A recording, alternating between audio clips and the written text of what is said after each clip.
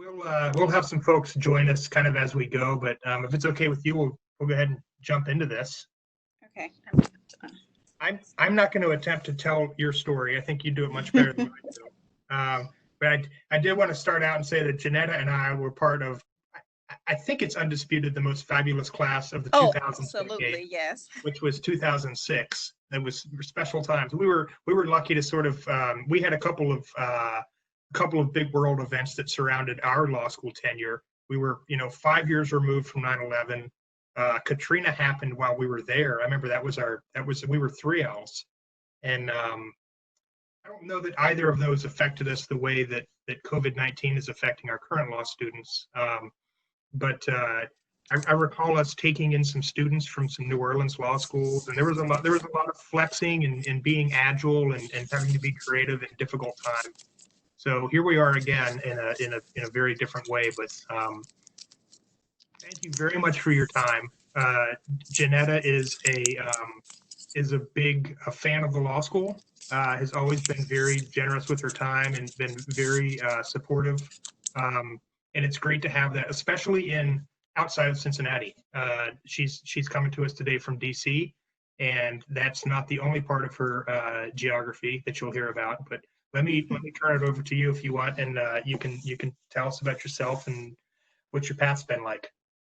Thanks, Jim. I appreciate you asking me to come here today to talk to the students. As you mentioned, UC Law holds a proud place in my heart. Have a great deal of admiration and respect for the school, for the faculty there, for the staff. Had a great time while I was there with the school, and I also had, most of my really good relationships now and friendships now stem from relationships that I formed there. So I'm happy to be here and to talk to the next generation of lawyers that you guys are producing there. So you shared with me that we wanted to talk about resilience. Obviously, in this COVID-19 pandemic, we're in some strange but interesting times. And the concept of resiliency doesn't just come up in the law school population, but it comes up, in the workplace. It's coming up with families, just the ability to recover quickly from difficulties, from unexpected situations. So with that thought in mind, I wanted to, give a little bit of my background and how the character trait of resilience kind of formed for me over the years in entering law school, and then obviously how it's impacted how I practice law today. And the reason I want to share and start with kind of the early stories, experiences from my childhood and growing up is because I think that what all of the students across the law school will probably realize is we all have stories of things that we've encountered in our situations growing up that we can leverage and use even today to get us through situations that we may encounter. So concept of resiliency was introduced to me at the time of my birth. So I was born January 25th, 1981, 2 pounds, 10 ounces, 2 months premature. So when I was born, doctors came to my mother and pretty much advised her that I would experience a lifetime of learning difficulties and also with mental delays. They provided her with a series of programs that they thought that, she should enroll me in as a result of what, would be a life of mental barriers. But she refused. She, decided to lean into her faith instead. And from the moment of my birth and growing up, I would always hear the story of when you were born, the doctor said that your fate would be X. And I believe that there was a power that had destined you for something different. So I was born, with this concept of faith and believing in the power of faith. So my first introduction into resiliency kind of surrounds the faith concept. And so we leave the hospital, and my mother takes me to my grandmother's house where we lived. So my grandmother had her first child at 18, and she would go on to have 9 more by the time she hit 30. So let that sink in. 10 children between the time of 18 and 30 years old. And at 35, her first grandchild was born. And over the next 2 decades, 23 grandchildren would be born. most of which lived in the house with her. So do that math too. So with this, big brood or clan of, kids and adults living in her house, my grandmother would get up early in the morning, fix breakfast for us. Then she'd go to her mother's house, who lived down the street, fix breakfast for them. Then she'd go to work a full day at work, come home, prepare dinner. And this was every single day, the breakfast, come home, prepare dinner, clean the house, and then wake up and do it all over again in the morning. During that time, she never missed a day of work, never missed a day of cooking and feeding her family, both households, never missed church or Bible study. She even found time to volunteer at the polls during election season, and also countless neighbors would stop by and ask for a meal. So through that example, she instilled in me, a belief in the power of hard work and sacrifice. So you don't, make excuses. You don't, everybody has different situations that they're living with or through. But at the end of the day, you wake up, you commit to a day of hard work and sacrifice. And through that commitment each and every day, that's how results manifest. So then you fast forward through, Memphis City Schools, my time at University of Tennessee at Chattanooga. And my last year at University of Tennessee at Chattanooga, I learned about a scholarship that was established at UTC by a former UC law professor. So there's a former UC graduate who came and performed his undergrad studies at University of Tennessee at Chattanooga.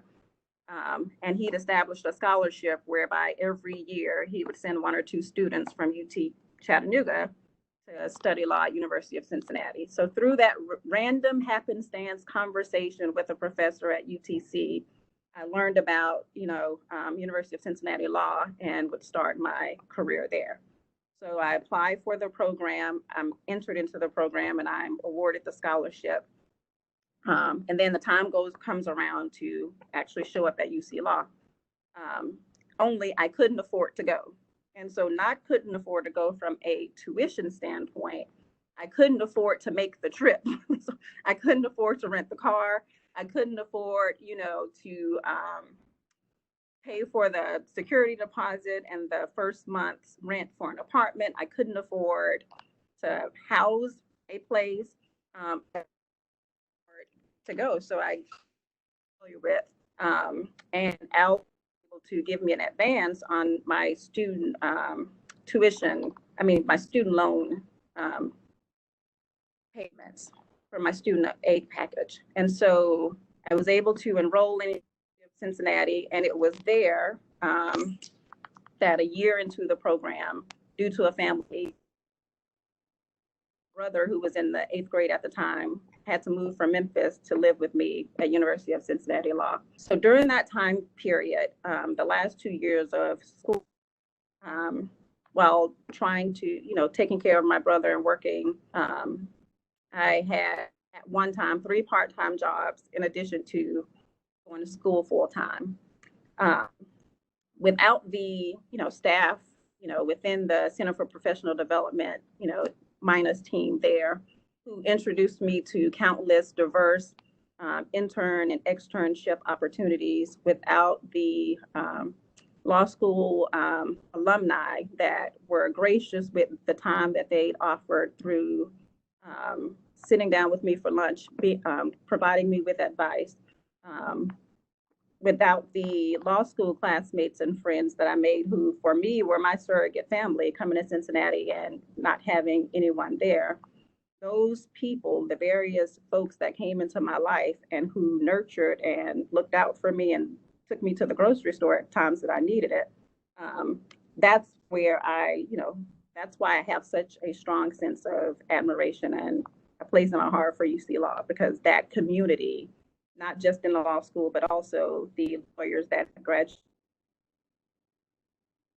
and ensured that I succeeded and graduated. So the time at UC Law taught me the belief in the power of a network. So if you look at, just the periods of, I don't want to call it struggle, but the things that you go through in life that really build resilience, is that there's a power in side of yourself that you can leverage to get through any situation. And for me, those three things were, the power of faith, a belief in something higher, the power of, a network, what I learned during my time at UC Law, and then the power of hard work, grit, determination, and sacrifice, which for me, I got, growing up in the house with my grandmother and the clan that surrounded me during that time period. So now I'm at UC Law, trying to determine, what do I want to be when I grow up? And I didn't realize until my last year of studies at UC Law that, what that would be. The spring of my last semester, I took a course called Government Contracts, and that course changed the trajectory of my life in many ways. I found an area of law that for me was extremely exciting, that I enjoyed, that seemed like it would be different every day. And I had a strong desire to learn more about it. So my goal upon graduating was to find, a position in the area of government contracts law. So obviously, spring semester 3L, that's kind of late to be deciding what you want to do and have an offer at that time. So I graduated without an offer. I consider myself kind of a non-traditional student in many respects because of that. So I left law school without an offer, and I learned about this, this different area of law that was different from the things I'd heard about in my first and second year. Wasn't really sure how to go about even finding a position in that field. So I spent a lot of months following graduation, just doing a lot of online research and trying to figure out what are the different roles that are available in this area of law and how do I go about getting a position in those. And so that led me to apply to a lot of different opportunities, both in the federal sector and also in the commercial sector with companies that were doing work with the federal government. It wasn't until December of our graduating year that I received an offer, actually received two offers. And those offers came with the Department of Defense. So before that time period, up to December when I received those offers, I was actually working in the mall as an associate for a law department store. And during that time, falling back to my grandmother's principle about hard work, I was the best sales associate that department store had ever seen. And during that time period, there wasn't a doubt in my mind that I would find in a position in government contract law because that's where I desired to be. So I get the offer with the Department of Defense, and I started my career there February 5th, 2007, and spent time in a lot of different roles and capacities. Again, as I mentioned, I still love government contract law. And so for me, I wanted to learn as much as I could about government contracts law. So I spent my first few years reviewing contracts, ensuring that the terms and conditions were correct, spent time developing policies and procedures at the agency level, spent time doing compliance work, leading audits, and I left the Department of Defense in a role with the Office of the Secretary of Defense, where I actually coordinated with congressional staff and with the Executive Office of the President's staff to develop and implement statutes, executive orders, and regulations.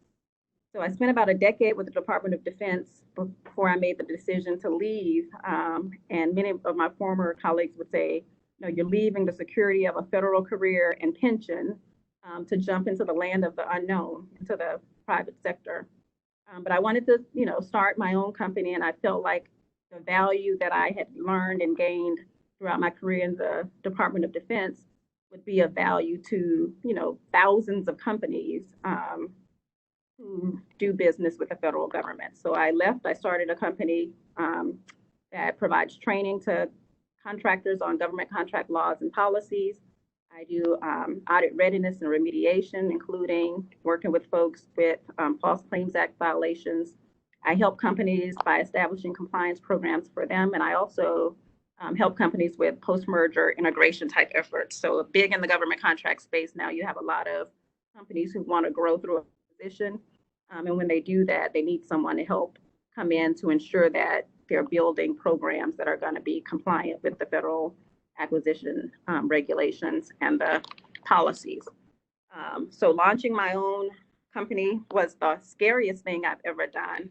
But as I mentioned through those life stories, I had too many examples in life of how through faith, through hard work, through a network of people, you can overcome insurmountable odds. And so while starting the business was the hardest thing I'd ever done, it actually has also brought a lot of great opportunities as well. So in reaching back into the concept of the power of a network, when I launched my own business, I reached out to some former DOD execs who now work for some major defense contractors and said, hey, I'm on the outside now looking for opportunities available. And I was able to, get an opportunity. My first opportunity was with a major defense contractor who grosses about $10 billion a year in revenue. And that led to an 18-month engagement that opened the door to lots of other opportunities.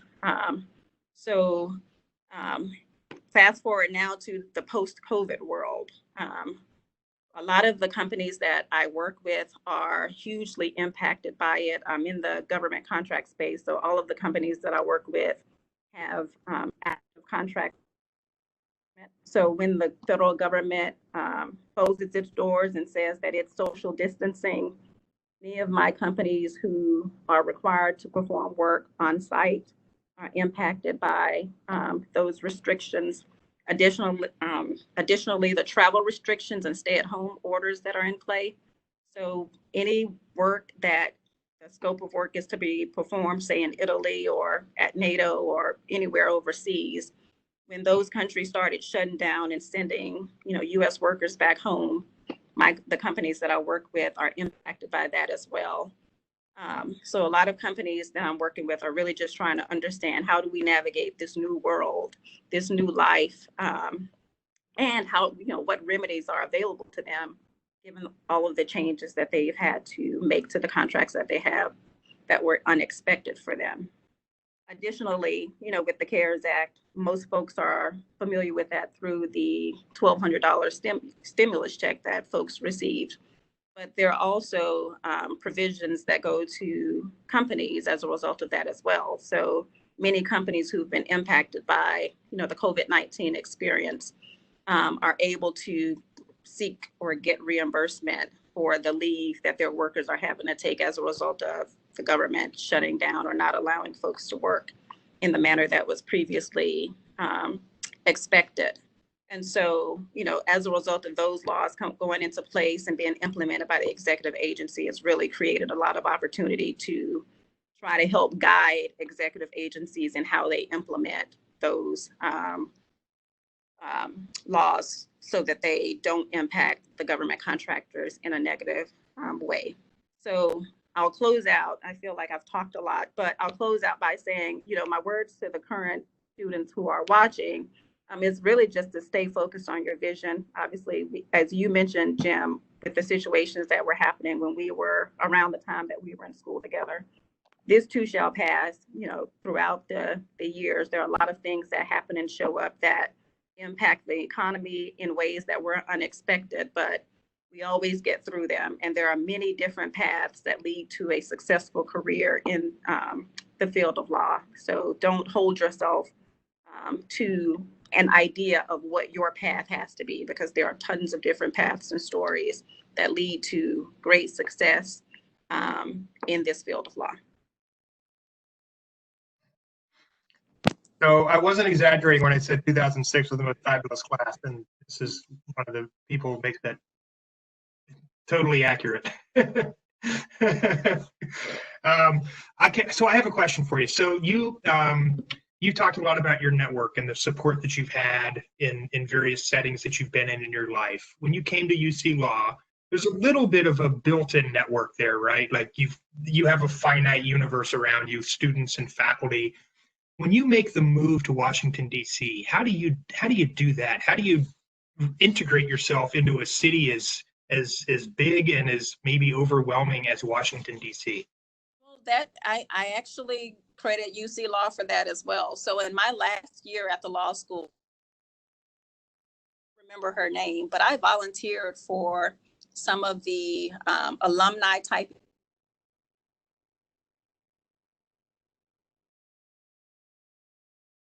And through that, obviously,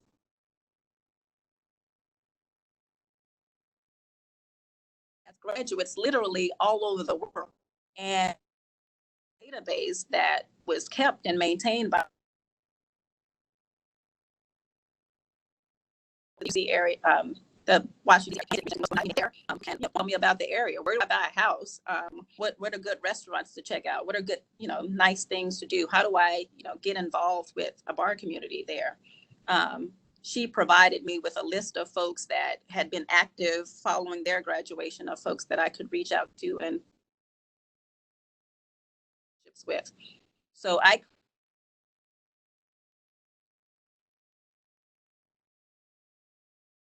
That's great. We might have to have you do some admissions videos too, Janetta. I'd be happy to.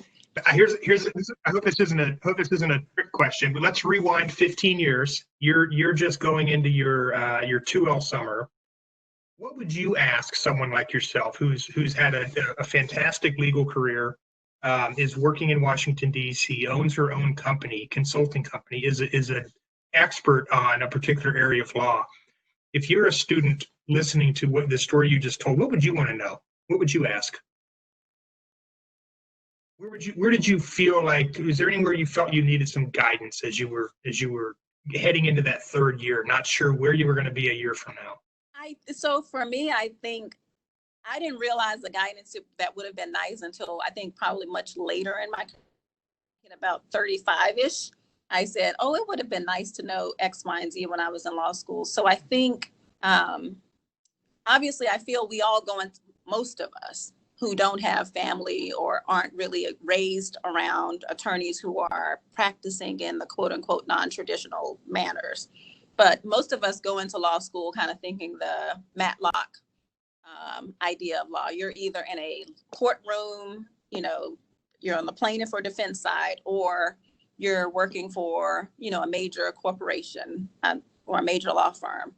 And so for me, I didn't know that what I'm doing now was even a possibility. I mean, from the standpoint of being able to influence laws and regulations, and not through court cases. So there is a way to influence how the law is shaped, and there's a way to influence how the law is implemented in order to impact or influence the impact that it has on companies, that it has on people. And I didn't realize that until I was 29 years old.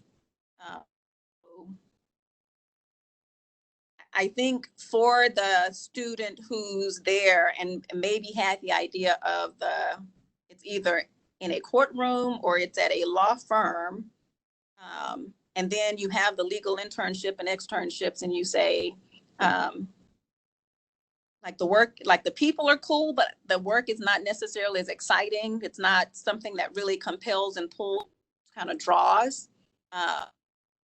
I would tell that student to think about what would be fun. like that government contracts class that I took I really enjoyed the class. And thankfully, UC Law was willing to offer, a course like that allowed me to enter a field that I wouldn't have known, that I didn't know anything about before I took the class. That's great. That's a really good point. I remember the same learning curve for myself. It seems like I learned a condensed amount of material in that last year, mostly by asking questions, right? Yeah. And learning about some different areas of law. We have some students who are with us. This is recorded, so other students are going to see it. But for the students who are with us now, what questions do you have for Janetta? Just go ahead. If you have a question, just unmute yourself and feel free to ask.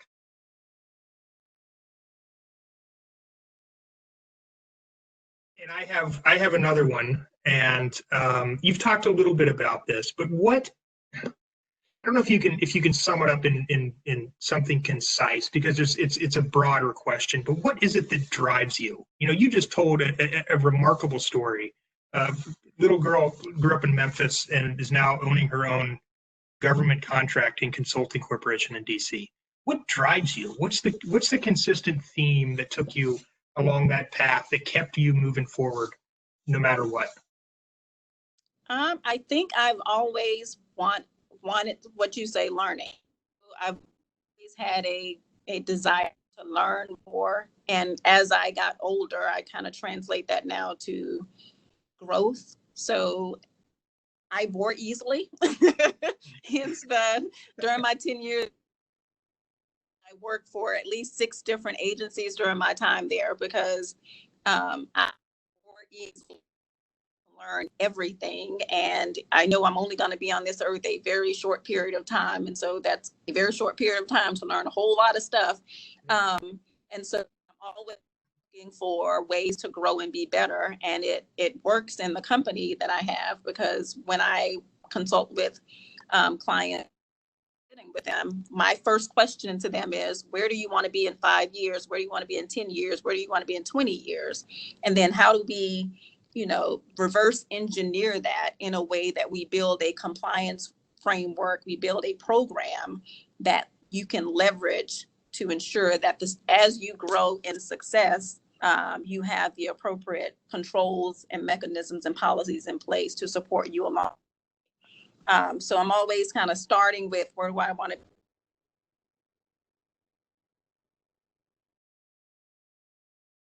kind of allowing that vision to pull. There's an element of begin with the end in mind. Always. Get yourself there. Always. That's great. Yeah. Any of our students have any questions for Janetta while we have her? We're just about at time, but if you do have anything, let me know. Just unmute yourself. I really hope that I get back to DC in October. That's my hope, and we can try to redo our happy hour. Yes. with Angel and Allison, and get the group together. So we'll see. Maybe we can even have lunch at a fancier place in a food court. And we could do a Zoom one too. I just did a Zoom happy hour with Angel a couple weeks ago with some friends. So that's great. Yeah, virtual networking is a whole other thing, isn't it? Absolutely. The network doesn't. Right. That's great. Yeah, that's exactly right. Yeah. Well, listen, thank you very, very much for your time. Your story is inspiring. Your work is inspiring. You're a great friend of the college, and we really appreciate you being here. Thank you for having me, Jim. I appreciate it. Thanks, Janetta. Okay, take care.